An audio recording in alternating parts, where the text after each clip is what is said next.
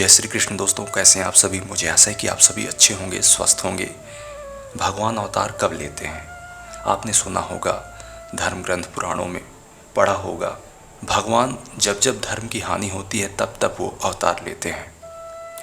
तो आज के इस कलयुग में अधर्म तो ना जाने बहुत ज़्यादा बढ़ चुका है। आप जानते ही होंगे कि भगवान श्री कृष्ण जी ने श्रीमद् भागवत गीता में कहे हैं कि जब जब धर्म की हानि होती है तब तब मैं अवतार लेता हूँ। परंतु धर्म की हानि आज कलयुग में हो रही है, फिर भगवान अवतार क्यों नहीं लेते? इस संबंध में भगवान अवतार कब लेते हैं, इस पर हमारे परम श्रद्धेय श्री जयदयाल जी गोविंद का कहते हैं, वर्तमान के भीषण समय में अनेक प्रकार के अत्याचारों को फैलते देखकर धार्मिक जगत में एक प्रकार की हलचल सी हो रही है। इस प्रकार पापों का प्रसार देखकर सहज ही मनुष्य के हृदय में एक प्रश्न उठ जाता है, भगवान अवतार कब लेते हैं? वर्तमान में इतने अत्याचारों के होते हुए भी भगवान प्रकट क्यों नहीं होते? ये एक प्रश्न है जो आप सभी के मन में उठ रहे होंगे। क्या गीता में की हुई प्रतिज्ञा ठीक नहीं है? इस पर उत्तर देते हैं हमारे स्वामी जी, गीता में भगवान ने जो प्रतिज्ञा की है वह निश्चय ही ठीक है। अभी अवतार लेने का समय नहीं आया, नहीं तो भगवान अवश्य ही अवतार ले लेते। भगवान स्वयं कहते हैं, हे भारत, जब जब धर्म की हानि और अधर्म की वृद्धि होती है तब तब मैं अपने रूपों को रचता हूँ, अर्थात साकार रूप में लोगों के सम्मुख प्रकट होता हूँ। साधु पुरुषों का उद्धार करने के लिए, पाप कर्म करने वालों का विनाश करने के लिए और धर्म की अच्छी तरह से स्थापना करने के लिए मैं युग युग में प्रकट हुआ करता हूँ। जब जब पूर्व काल में भगवान ने अवतार लिए हैं, उस समय की परिस्थिति का आप जरा सा विचार करेंगे तो पता लग सकता है कि उस समय कितना पापपूर्ण और भीषण समय था। सतयुग में हिरण्यकशिपु के राज्य में ऐसी राजाज्ञा थी कि जो धर्म का आचरण और हरि की भक्ति करे उसे फांसी दे दो, हरि नाम भी कोई न लेने पाए। इस प्रकार की राजाज्ञा राजा के स्वपुत्र प्रहलाद ने न मानी तो उसे भी घोर दंड दिया गया। एक दिन हिरण्यकशिपु ने प्रहलाद को गोद में बैठाकर पूछा, बेटा तूने क्या पढ़ा है, जरा मुझे सुना। प्रहलाद ने कहा, पिताजी मैंने जो पढ़ा है वह सुनिए। भगवान विष्णु के नाम और गुणों का श्रवण और कीर्तन करना, भगवान के गुण प्रभाव लीला और स्वरूप का स्मरण करना, भगवान के चरणों की सेवा करना, भगवान के विग्रह का पूजा करना और उनको नमस्कार करना, दास भाव से आज्ञा का पालन करना, सखा भाव से प्रेम करना और सर्वस्व सहित अपने आप को समर्पण करना। ऐसी बात सुनकर हिरण्यकशिपु चौंक पड़ा और उसने पूछा, यह बात तुझे किसने सिखाई? मेरे राज्य में मेरे परम शत्रु विष्णु की भक्ति का उपदेश देकर मेरे हाथों से कौन मृत्यु मुख में जाना चाहता है? प्रहलाद कहते हैं, हे पिताजी, हृदय में स्थित भगवान विष्णु ही तो संपूर्ण जगत के उपदेशक हैं। हे तात, उन परमात्मा को छोड़कर और कौन किसको कुछ सिखा सकता है? पिताजी, वे विष्णु भगवान केवल मेरे ही हृदय में नहीं बल्कि संपूर्ण लोकों में स्थित हैं। वे सर्वगामी तो मुझको, आप सबको और समस्त प्राणियों को अपनी अपनी चेष्टाओं में प्रवृत्त करते हैं। ऐसी बातें सुनकर तो राक्षस राज का क्रोध अत्यंत भड़क गया और वह भक्त प्रहलाद को भयानक त्रास देने लगा। हरि नाम लेने वाले प्रहलाद को विष पिलाया गया, पर्वत से गिराया गया, सर्पों से डसाया गया, आग में जलाया गया, अनेक प्रकार के राक्षसों से जबरदस्ती जोर जुल्म ढहाए, किंतु उसका कुछ भी अनिष्ट ना कर सके। एक बात आती है, प्रबल शत्रु सामने हो तो भी सारे संसार का वार खाली चला जाता है, उसका कोई बाल भी बांका नहीं कर सकता। भक्त पर अत्यंत अत्याचार होने पर अंत में खंभे से प्रहलाद के प्यारे परम प्रभु को प्रकट होना ही पड़ा। उस समय लोग तो धर्म का पालन करना चाहते थे, परंतु धर्म कार्यों में अनेक प्रकार की बलात् बाधाएं डाली जाती थी। वर्तमान समय में लोग स्वतः ही धर्म का त्याग कर रहे हैं। यदि कोई धर्म पालन करे तो उसमें जबरन बाधा नहीं दी जाती है। यदि आप त्रेता युग में देखेंगे तो सुबाहु और मरीच यज्ञों को ध्वंस कर देते थे, मुनियों को खा जाते थे। इतना ही नहीं, अनेक राक्षस घोर अत्याचार करने लगे थे। आजकल जहाँ तहाँ पशुओं की हड्डियों के ढेर देखे जाते हैं। परंतु रामायण को देखने से मालूम होता है कि उस समय तो फलमूलाहारी तपस्वी ऋषि मुनियों के मांस मज्जा को राक्षसों ने भक्षण करके उनकी हड्डियों का ढेर लगा दिया था। तब उस समय मनुष्य के रूप में श्री रामचंद्र का अवतार हुआ। वैसा घोर समय अब नहीं है दोस्तों। जब जब धर्म की हानि और पाप की वृद्धि होती है तब तब भगवान प्रकट होते ही हैं। सत्य न्याय आदि सब धर्म के ही नाम हैं। धर्म परमेश्वर का स्वरूप है। भगवान स्वयं कहते हैं गीता के 14वें अध्याय के 27वें श्लोक में, हे अर्जुन, उस अविनाशी पर ब्रह्मा का और अमृत का तथा नित्य धर्म का और अखंड एक रस आनंद का मैं ही आश्रय हूँ। अर्थात उपर्युक्त ब्रह्म, अमृत, अव्यय और शाश्वत धर्म तथा एकांतिक सुख, यह सब मेरे ही नाम के रूप हैं। इसलिए इनका मैं परम आश्रय हूँ। धर्म से ही पृथ्वी ठहरी हुई है, धर्म से ही सूर्य तप रहा है, धर्म से ही वायु चल रहा है। सारा संसार धर्म से ही प्रतिष्ठित है, अर्थात सबका आधार धर्म ही है। वेद भी अनादि हैं। इसका यह अर्थ नहीं कि वेद की पुस्तकें अनादि हैं, परंतु उसकी शिक्षा यानी उपदेश अनादि है। जैसे सत्यम वद धर्मम चर, सत्य बोलो, धर्म का आचरण करो, ये सभी चीज़ें शिक्षा हैं और यही शिक्षा अनादि है, सर्वव्यापक है और सर्वमान है। अहिंसा, सत्य, अस्तेय, ब्रह्मचर्य, अपरिग्रह, शौच, संतोष, तप, स्वाध्याय, ईश्वर प्रणिधान, ये सभी चीज़ें श्रुति स्मृति प्रतिपादिक विधि वाक्य धर्म है। धर्म का त्याग करके अनीति करने वाला अंत में नष्ट हो ही जाता है। कंस, रावण, ये सभी अनीति के कारण अंत में नष्ट हो गए। वर्तमान काल अवतार लेने लायक है या नहीं, इसका निर्णय तो प्रभु ही कर सकते हैं। यह बुद्धि से अतीत विषय है, तथापि मनुष्य अपनी अपनी बुद्धि के अनुसार कुछ अनुमान लगा ही लिया करते हैं। सो मेरी साधारण बुद्धि के अनुसार तो यह समझ में आता है कि वर्तमान काल में पापों की वृद्धि और धर्म का क्षय स्वाभाविक होते हुए भी ऐसा घोर समय अभी नहीं आया है कि जिसके कारण भगवान को अवतार लेना पड़े। इस समय कलयुग के कारण पापाचार बढ़ रहा है, तो भी मनुष्य के प्रयत्न करने से भगवान को उनकी कृपा से प्राप्त कर सकता है। भगवान के दो स्वरूप हैं, निर्गुण और सगुण। उनका वह निर्गुण स्वरूप बुद्धि और इंद्रियों से अतीत है। सगुण स्वरूप बुद्धि और नेत्रों का भी विषय है, उसे हम देख सकते हैं। सगुण के भी दो भेद हैं, साकार और निराकार। जो सच्चिदानंद स्वरूप से सर्वत्र व्यापक है वह सगुण निराकार स्वरूप है। जिस प्रकार सर्वत्र फैले हुए बिजली के तार में बिजली का प्रवाह सदा सर्वव्यापक रहता है, वैसे ही भगवान ना दिखने पर भी सदा सर्वत्र विराजमान है। इसे सूक्ष्मदर्शी पुरुष अपनी तीक्ष्ण निर्मल बुद्धि द्वारा अनुभव करते हैं। यह आत्मा सूक्ष्मदर्शी पुरुषों द्वारा अपने तीव्र और सूक्ष्म बुद्धि से ही देखा जाता है, परंतु सगुण साकार को तो हम अपने नेत्रों के सामने प्रकट भी देख सकते हैं। निर्गुण की उपासना से गुणातीत ब्रह्म की प्राप्ति होती है।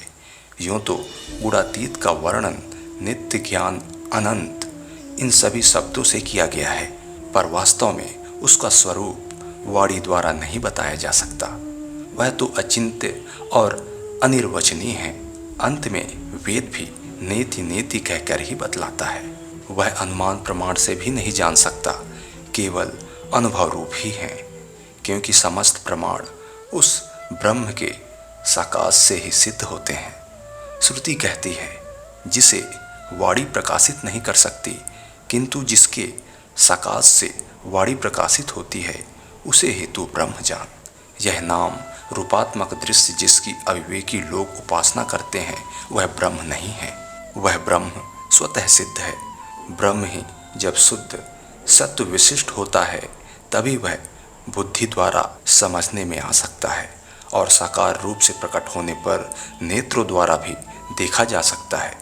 भगवान अपना साकार रूप से प्रकट होना इस प्रकार बतलाते हैं।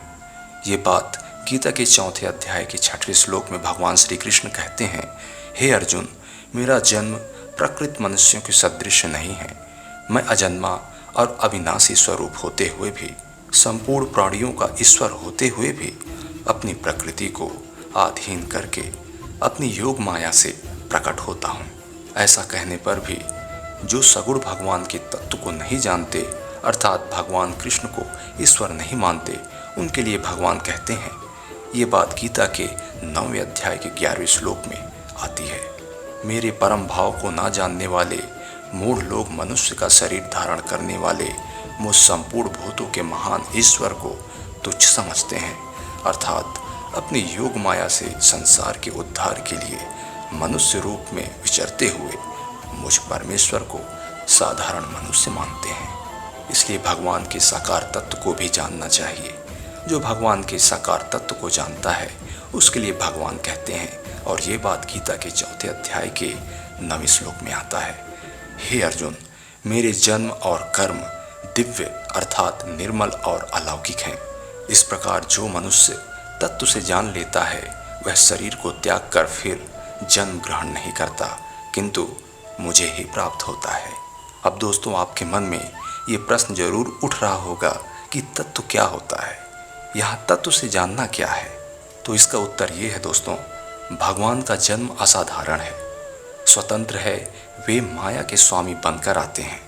गीता के 4 अध्याय के 6वें श्लोक में भगवान श्री कृष्ण कहते हैं, अपनी प्रकृति को अधीन करके अपनी योग माया से मैं प्रकट होता हूँ। प्रभु का शरीर अनामय है, अर्थात सारे रोग और विकारों से रहित दिव्य है। हमारा जन्म सुख दुख भोगने के लिए हुआ करता है, परंतु प्रभु साधुओं की रक्षा, दुष्टों का नाश और धर्म की स्थापना करने के लिए प्रकट होते हैं। वे अपने दिव्य विभूतियों के सहित योग माया से अवतरित होते हैं, भक्ति के द्वारा देखे और जाने जाते हैं। क्या अब भी भक्ति द्वारा भगवान प्रकट हो सकते हैं? भगवान ने इस पर कहे हैं, हे परंतप अर्जुन, अनन्य भक्ति के द्वारा इस प्रकार चतुर्भुज रूप वाला मैं प्रत्यक्ष देखने के लिए, तत्व से जानने के लिए तथा प्रवेश करने के लिए, अर्थात एक ही भाव से प्राप्त होने के लिए भी शक्य हूँ। भक्ति के द्वारा सब कुछ हो सकता है। साकार भगवान नेत्रों से देखे जाते हैं, सगुण निराकार बुद्धि द्वारा समझे जाते हैं और निर्गुण निराकार अनुभव से प्राप्त किए जाते हैं। ज्ञान रूप नेत्रों वाले ज्ञानी जन ही भगवान को तत्व से जान सकते हैं। कृष्ण अवतार के समय उनका साक्षात दर्शन बहुतों ने किया था, परंतु उन्हें तत्व से जानने वाले थोड़े ही थे। भगवान जन्मते मरते हुए से प्रतीत होते हैं, पर वास्तव में वह उनका अवतरण और तिरोभाव है, जन्मना मरना नहीं है। जैसे अग्नि सर्वत्र व्याप्त है, पर चेष्टा करने से चाहे जहाँ प्रज्वलित हो जाती है और अंत में विलीन हो जाती है, परंतु न दिखने पर भी वहाँ वस्तुतः अग्नि का अभाव नहीं होता। उसी प्रकार भगवान भी सर्वत्र व्याप्त होते हुए प्रकट और अंतर्धान हो जाते हैं। भगवान की शारीरिक धातु चिन्मय और दिव्य है, प्राकृतिक नहीं है। देखने में तो नरवपु धारण कर नरलीला करते हुए प्राकृतिक जैसे दिखते हैं। सर्वशक्तिमान पूर्ण ब्रह्म परमेश्वर वास्तव में जन्म और मृत्यु से सर्वथा अतीत हैं। उनका जन्म जीवों की भांति नहीं है। वे अपने भक्तों पर अनुग्रह करके अपनी दिव्य लीलाओं के द्वारा उनके मन को अपनी ओर आकर्षित करने के लिए दर्शन, स्पर्श और भाषण आदि के द्वारा उनको सुख पहुंचाने के लिए संसार में अपनी दिव्य कीर्ति फैलाकर उसके श्रवण, कीर्तन और स्मरण द्वारा लोगों के पापों का नाश करने के लिए और जगत में पापाचारियों का विनाश करके धर्म की स्थापना करने के लिए जन्म धारण की केवल लीला मात्र करते हैं। उनका वह जन्म निर्दोष और अलौकिक है। जगत का कल्याण करने के लिए ही भगवान इस प्रकार मनुष्य के रूप में लोगों के सामने प्रकट होते हैं। उनका वह विग्रह प्राकृत उपादानों से बना हुआ नहीं होता। वह दिव्य, चिन्मय, प्रकाशमान, शुद्ध और अलौकिक होता है। इनके जन्म में गुण और कर्म संस्कार हेतु नहीं होते। वे माया के वश में होकर जन्म धारण नहीं करते, किंतु अपनी प्रकृति के अधिष्ठाता होकर योग माया से मनुष्य आदि के रूप में केवल लोगों पर दया करने के लिए ही प्रकट होते हैं। इस बात को भली भांति समझ लेना, अर्थात इसमें किंचित मात्र भी असंभावना और विपरीत भावना न रखकर पूर्ण विश्वास करना और साकार रूप में प्रकट भगवान को साधारण मनुष्य ना समझकर सर्वशक्तिमान, सर्वेश्वर, सर्वंतर्यामी, साक्षात सच्चिदानंद घन पूर्ण ब्रह्म परमात्मा समझना, भगवान के जन्म को तत्व से दिव्य समझना, इस अध्याय के 6ठे श्लोक में यही बात समझाई गई है। 7वें अध्याय के 24वें और 25वें श्लोक में और 9वें अध्याय के 11वें तथा 12वें श्लोक में इस तत्व को ना समझकर भगवान को साधारण मनुष्य समझने वालों की निंदा की गई है, एवं 10वें अध्याय के 3रे श्लोक में इस तत्व को समझने वालों की प्रशंसा की गई है। जो पुरुष इस प्रकार भगवान के जन्म की दिव्यता को तत्व से समझ लेता है, उसके लिए भगवान का एक क्षण का वियोग भी असह्य हो जाता है। भगवान में परम श्रद्धा और अनन्य प्रेम होने के कारण उसके द्वारा भगवान का अनन्य चिंतन होता रहता है। अब आप सभी के मन में ये प्रश्न जरूर उठ रहा होगा कि भगवान के जन्म में उनके कर्मों में क्या दिव्यता रहती है। तो इसका उत्तर है, भगवान के कर्म अहंकार और स्वार्थ के बिना केवल लोक हित के लिए ही होते हैं। भगवान स्वयं कहते हैं गीता के 3रे अध्याय के 22वें श्लोक में, हे अर्जुन, मुझे इन तीनों लोकों में ना तो कुछ कर्तव्य है और ना कोई भी प्राप्त करने योग्य वस्तु अप्राप्त है, तो भी मैं कर्म में ही बरतता हूँ। और आगे भगवान श्री कृष्ण गीता के 4थे अध्याय के 14वें श्लोक में कहते हैं, किंतु कर्मों के फल में मेरी स्पृहा नहीं है, इसलिए मुझे कर्म लिप्त नहीं करते। इस प्रकार जो मुझे तत्व से जान लेता है वह भी कर्मों से कभी भी नहीं बनता। भगवान के सारे कर्म लीलामय होते हैं। उनके कर्मों से लोगों को नीति, धर्म और प्रेम का उपदेश मिलता रहता है। भगवान सृष्टि रचना और अवतार, लीला आदि जितने भी कर्म करते हैं उनमें उनका किंचित मात्र भी स्वार्थ का संबंध नहीं रहता। केवल लोगों पर अनुग्रह करने के लिए ही वे मनुष्य अवतार में नाना प्रकार के कर्म करते हैं। 3रे अध्याय के 22वें और 23वें श्लोक में यह बात आती है। भगवान अपनी प्रकृति द्वारा समस्त कर्म करते हुए भी उन कर्मों के प्रति कर्तृत्व भाव ना रहने के कारण वास्तव में ना तो कुछ करते हैं और ना उनके बंधन में पड़ते हैं। आप जो भी काम करते हैं, आपके अंदर ये जरूर भान होता है कि इस काम को मैंने ही किया। अच्छा काम करें या बुरा काम करें, खुद के अंदर ये भाव आ ही जाता है। इसे कहते हैं कर्तृत्व भाव। जब ये भाव मिट जाता है तो भगवान कृष्ण कहते हैं वो कर्मों के फल से नहीं बंधता, अर्थात पाप और पुण्य दोनों से छूट जाता है। जब भगवान कर्म करते हैं तो उनके कर्मों के फल में किंचित मात्र भी स्पृहा नहीं होती। भगवान के द्वारा जो कुछ भी चेष्टा होती है लोक हित के लिए ही होती है।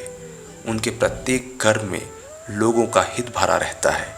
वे अनंत कोटि ब्रह्मांडों के स्वामी होते हुए भी सर्वसाधारण के साथ अभिमान रहित दया और प्रेम पूर्ण समता का व्यवहार करते हैं। जो कोई मनुष्य जिस प्रकार उनको भजता है वे स्वयं उसे उसी प्रकार भजते हैं। अपने अनन्य भक्तों का योगक्षेम भगवान स्वयं चलाते हैं, उनको दिव्य ज्ञान प्रदान करते हैं और भक्ति रूपी नौका पर बैठे हुए भक्तों का संसार समुद्र से शीघ्र ही उद्धार करने के लिए स्वयं उनके कर्णधार बन जाते हैं। इस प्रकार भगवान के समस्त कर्म आसक्ति, अहंकार और कामना आदि दोषों से सर्वथा रहित, निर्मल और शुद्ध और केवल लोगों का कल्याण करने और नीति, धर्म, शुद्ध प्रेम और न्याय जगत में प्रचार करने के लिए ही होते हैं। इन सब कर्मों को करते हुए भी भगवान का वास्तव में उन कर्मों से कुछ भी संबंध नहीं है। वे उनसे सर्वथा अतीत और अकर्ता हैं। इस बात को भली भांति समझ लेना, इसमें किंचित मात्र भी असंभावना या विपरीत भावना ना रहकर पूर्ण विश्वास हो जाना ही भगवान के कर्मों को तत्व से दिव्य समझना है। इस प्रकार जान लेने पर उस जानने वाले के कर्म भी शुद्ध और अलौकिक हो जाते हैं, अर्थात फिर वह भी सबके साथ दया, समता, धर्म, नीति, विनय और निष्काम प्रेम भाव का बर्ताव करता है। जिनका भगवान में प्रेम और श्रद्धा है वे भगवान की प्रत्येक लीलामय क्रियाओं से शिक्षा ग्रहण किया करते हैं और प्रेम में मुग्ध हुआ करते हैं।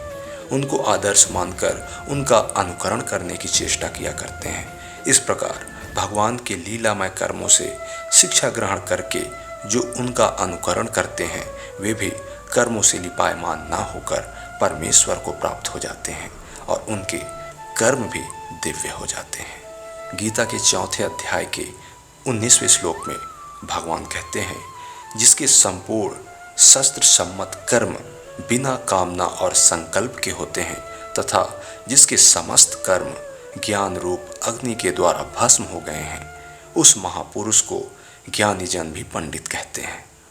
फल कामना, आसक्ति और कर्तापन के अभिमान से रहित होकर केवल लोक हित ही जो कर्म करता है, यही वास्तव में भगवान के कर्मों को दिव्य समझता है। जिनके कर्म ऐसे नहीं होते, जो भगवान का अनुकरण नहीं करते, उन्हें भगवान के कर्मों की दिव्यता को वास्तव में नहीं समझा, क्योंकि जो भगवान के कर्मों की दिव्यता का तत्व समझ लेते हैं, उनके भी कर्म फिर दिव्य हो जाते हैं।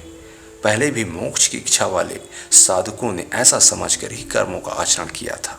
उसी प्रकार आसक्ति, फल की इच्छा और अभिमान छोड़कर कर्म करने के लिए भगवान अर्जुन को आज्ञा देते हुए कर्मों का तत्व इस प्रकार समझाते हैं।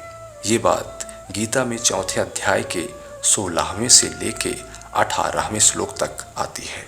भगवान कहते हैं, कर्म क्या है और अकर्म क्या है, इस प्रकार इसका निर्णय करने में बुद्धिमान पुरुष भी मोहित हो जाते हैं।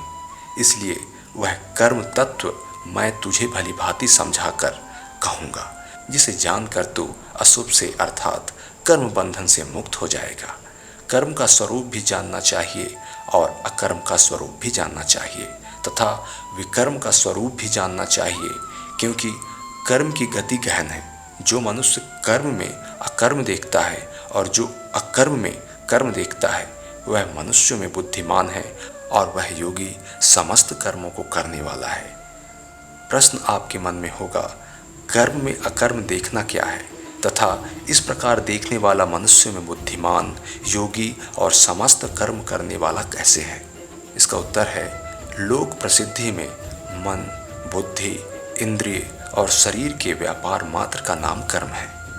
उनमें से जो शास्त्र विहित कर्तव्य कर्म है उनको कर्म कहते हैं और शास्त्र निषिद्ध पाप कर्म है वही भी कर्म है। शास्त्र निषिद्ध पाप कर्म सर्वथा त्यागने योग्य होते हैं, इसलिए उनकी चर्चा यहाँ नहीं की गई है। अतः यहाँ जो शास्त्र विहित कर्तव्य कर्म है उनमें अकर्म देखना क्या है, इस बात पर विचार करना है। यज्ञ, दान, तप और वर्णाश्रम के अनुसार जीविका और शरीर निर्वाह संबंधी जितने भी शास्त्र विहित कर्म हैं, उन सब में आसक्ति, फल की इच्छा, ममता और अहंकार का त्याग कर देने से वे इस लोक या परलोक में सुख दुख आदि फल भुगताने के और पुनर्जन्म के हेतु नहीं बनते, कारण नहीं बनते, बल्कि मनुष्य के पूर्वकृत समस्त शुभ अशुभ कर्मों का नाश करके उसे संसार बंधन से मुक्त करने वाले होते हैं। इस रहस्य को समझ लेना ही कर्मों में अकर्म देखना है। इस प्रकार कर्म में अकर्म देखने वाला मनुष्य आसक्ति, फल की इच्छा और ममता के त्याग पूर्वक ही कर्तव्य कर्मों का यथा योग्य आचरण करता है। अतः वह कर्म करता हुआ भी उनसे लिप्त नहीं होता, इसलिए वह मनुष्यों में बुद्धिमान है। उसे परमात्मा की प्राप्ति हो जाती है, इसलिए वह योगी है और उसके लिए कोई भी कर्तव्य शेष नहीं रहता। वह कृतकृत्य हो जाता है, इसलिए वह समस्त कर्मों को करने वाला है। अब मन में ये प्रश्न हो सकता है कि अकर्म में कर्म देखना क्या है तथा इस प्रकार देखने वाला मनुष्य में बुद्धिमान, योगी और समस्त कर्म करने वाला कैसे है? इसका उत्तर है, लोक प्रसिद्धि में मन, वाणी और शरीर के व्यापार को त्याग देने का ही नाम अकर्म है। वह त्याग रूप अकर्म भी आसक्ति, फल की इच्छा, ममता और अहंकार पूर्वक किया जाने पर पुनर्जन्म का कारण बन जाता है। इतना ही नहीं, कर्तव्य कर्मों की अवहेलना से या दंभाचार के लिए किया जाने पर तो यह विकर्म पाप के रूप में बदल जाता है। इस रहस्य को समझ लेना ही अकर्म में कर्म देखना है।